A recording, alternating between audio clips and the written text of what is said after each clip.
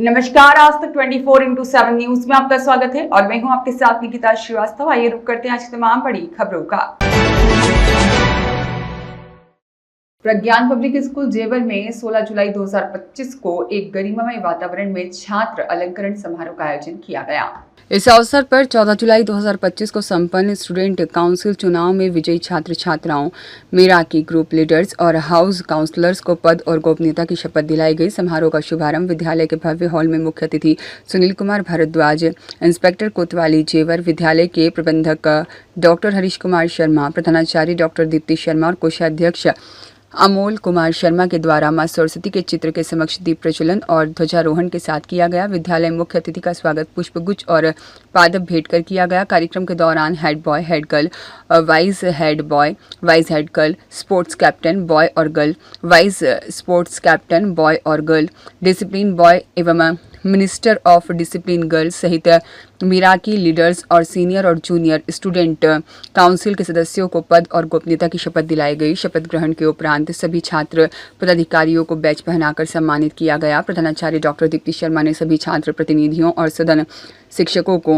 विद्यालय की गरिमा बनाए रखने के लिए सत्यनिष्ठा, अनुशासन और ईमानदारी से कार्य करने की शपथ दिलाई। साथ ही उन्होंने छात्र प्रतिनिधियों को उनके दायित्वों के प्रति सजग रहने और उत्कृष्ट नेतृत्व का उदाहरण प्रस्तुत करने के लिए प्रेरित किया।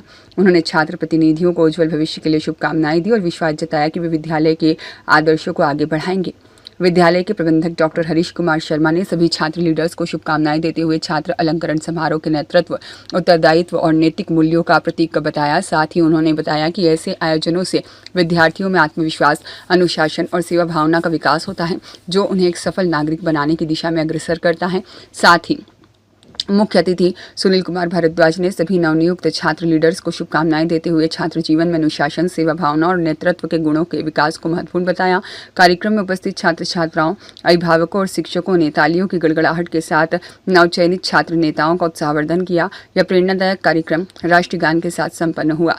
Now it's an honor to have few words with our esteemed chief guest, whose presence make this day even more special. Good morning to you, sir. Good morning. I want to know your views on some questions. So the questions are, आपके हिसाब से एक young leader में कौन सी quality सबसे पहले develop होनी चाहिए जो उनकी लाइफ में एक बहुत ही इम्पोर्टेंट रोल निभाए? देखिए, प्रज्ञान में अभी शुरुआत हुई है। यहाँ इलेक्शन के थ्रू नियुक्त किए गए हैं लीडर्स, जिसमें अलग अलग क्षेत्रों के लीडर्स जैसे हेड बॉय, हेड गर्ल है, बाकी स्वास्थ्य के लिए भी, हाइजीन के लिए भी, और जगह जगह ये जो हाउसेज हैं आपके अलग अलग तरीके के, उनमें भी कैप्टन्स हैं। तो ये प्राथमिक सीढ़ी है आपके नेतृत्व की। इलेक्शन के थ्रू आपको इलेक्ट किया गया है, तो आपको यहाँ अपने आप में एक रोल मॉडल के रूप में स्थापित करना है खुद को, जिससे सारे विद्यार्थी आपको देख के अनुकरण कर सकें। जिससे बहुत महत्वपूर्ण चीज़ें हैं कि आपको बहुत अनुशासित होना बहुत ज़रूरी है, आपका ईमानदार व्यक्तित्व होना बहुत ज़रूरी है, आपका संवाद कौशल बहुत ज़रूरी है कि आप बहुत अच्छे से अपनी बातों को रख सकें। आपकी नेतृत्व क्षमता ऐसी होनी चाहिए कि आप अपने साथ जो विद्यार्थी जुड़े हैं उनको अच्छे से समझा सकें, कि उनको समझा सकें कि जो भी बात है उसको उनके मन में आ सके और उसको वो फॉलो कर सकें। ये सारे की सारी चीज़ें हैं जो अभी लीडर्स बने, जिनको नेतृत्व की जिम्मेदारी दी गई, वो अपने आप में विकसित करें और एक रोल मॉडल बनकर सारे विद्यार्थियों के लिए वो स्थापित करें।